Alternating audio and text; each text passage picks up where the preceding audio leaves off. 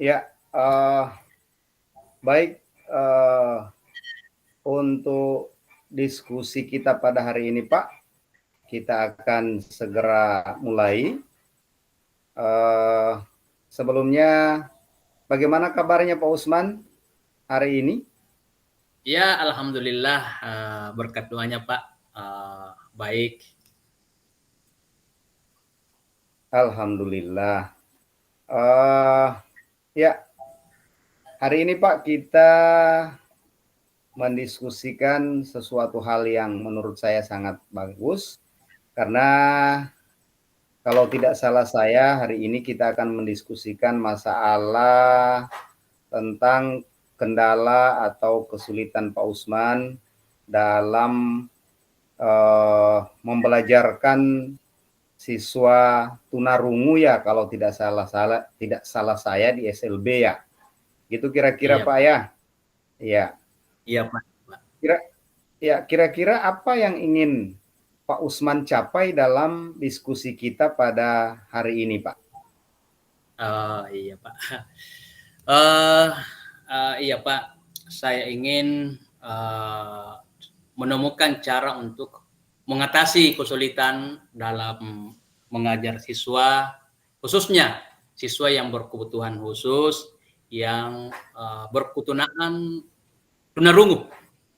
Karena saya ini Pak tidak memiliki pengetahuan tentang bahasa tunarungu atau bahasa isyarat. Jadi saya merasa kurang percaya diri dan khawatir tidak bisa memberikan pelajaran dengan baik tanpa memahami bahasa isyarat. Saya juga ingin menemukan metode yang efektif untuk berkomunikasi dengan mereka dan memastikan mereka mendapatkan Pak pendidikan yang layak. Dan selain itu, saya berharap bisa meningkatkan hubungan saya dengan siswa tersebut, khususnya siswa yang tunarungu, sehingga mereka merasa lebih nyaman dan termotivasi untuk belajar, Pak. Oke, baik Pak Usman. Jadi tujuan dari diskusi kita pada hari ini, Pak, ini kita atau dalam diskusi ini kita ingin mencapai suatu tujuan bagaimana kira-kira Pak Usman untuk mengatasi kendala-kendala dalam proses pembelajaran di SLB, khususnya menghadapi anak-anak tunarungu. Ya,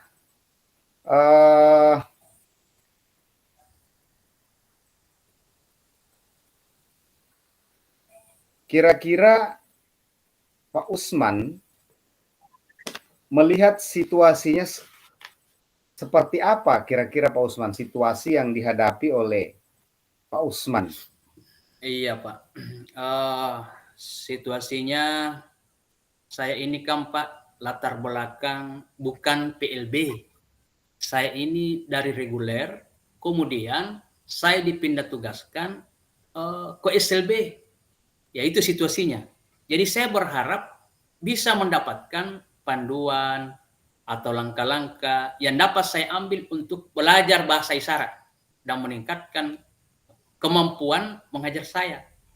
Iya, saya juga ingin mengetahui sumber-sumber belajar yang bisa membantu saya lebih cepat menguasai bahasa isyarat serta cara-cara efektif untuk mengimplementasikannya dalam pengajaran sehari-hari, Pak.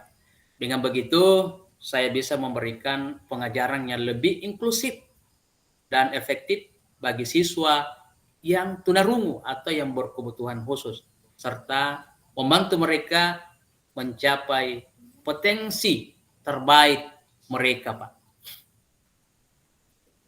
Oke, baik. Kira-kira kalau menurut Pak Usman, kesempatan apa saja yang Pak Usman miliki sekarang untuk meningkatkan kemampuan dari Pak Usman dalam mengajar anak-anak tunarungu ini? Kira-kira kesempatan apa menurut Pak Usman Iya, yang Pak Usman miliki sekarang? Iya, Pak.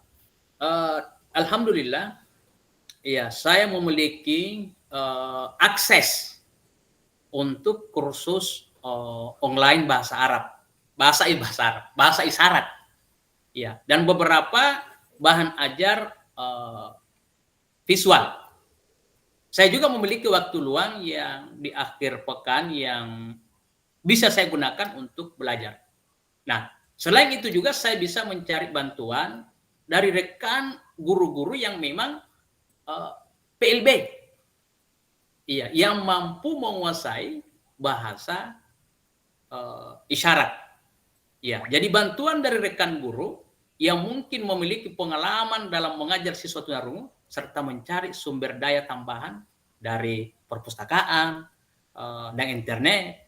Jadi saya juga mencari komunitas atau forum online yang fokus pada pendidikan inklusif yang dapat memberikan saya saran dan dukungan, Pak. Oke, baik.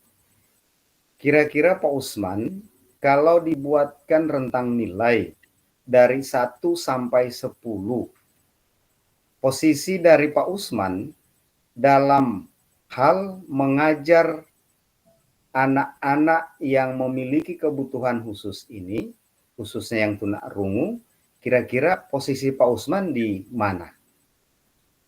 Iya, Pak. Mungkin posisi saya, iya, saya masih sekitar posisi 3, Pak. Karena saya benar-benar belum menguasai bahasa isyarat.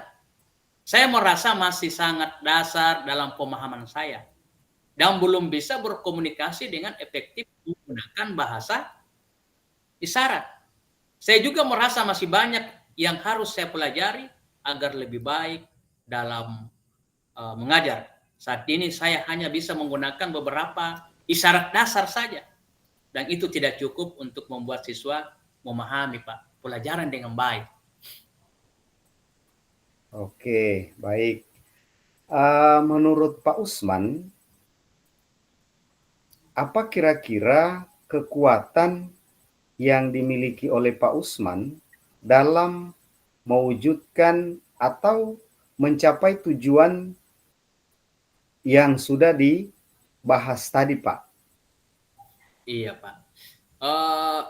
Kekuatan yang saya miliki adalah yang pertama, saya memiliki motivasi yang kuat atau motivasi yang intrinsik, yang dari dalam untuk belajar dan ingin memberikan yang terbaik bagi siswa saya, Pak. Saya juga cukup sabar dalam menghadapi tantangan baru.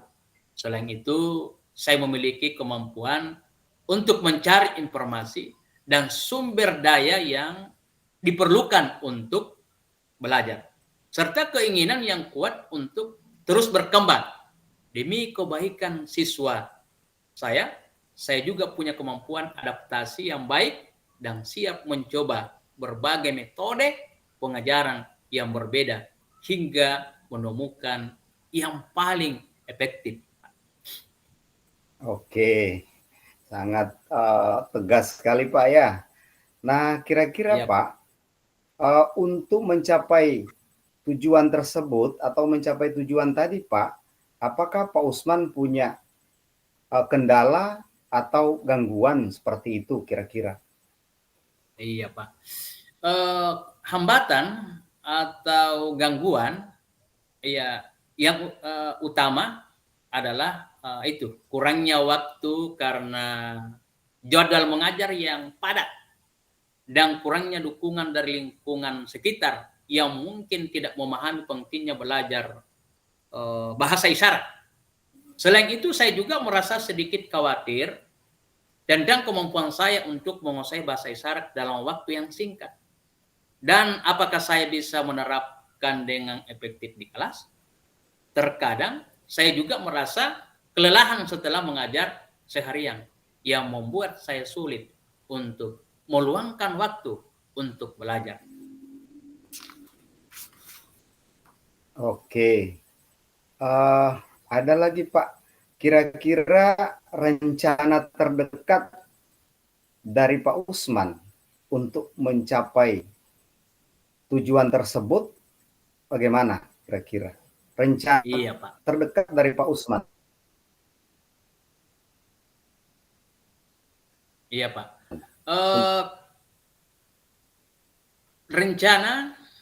Saya berencana untuk mencapai tujuan itu. Oh iya, mohon maaf Pak, suaranya Bapak putus-putus. Ya, tapi saya sudah bisa tangkap pertanyaannya Bapak. Iya, jadi saya berencana untuk mendaftar ke kursus online bahasa. Oh ya Pak ya. Ya Iya. ya, ya Pak. Iya Pak, iya Pak. Ya. Jadi begini Pak, saya ulangi. Iya, saya berencana untuk mendaftar ke insya Allah kursus online bahasa isyarat dan mengalokasikan waktu setiap minggu untuk belajar. Saya juga akan mencari dukungan dari teman sejawat untuk komunitas pendidikan khusus. Sekarang kan saya sudah gabung dengan mereka.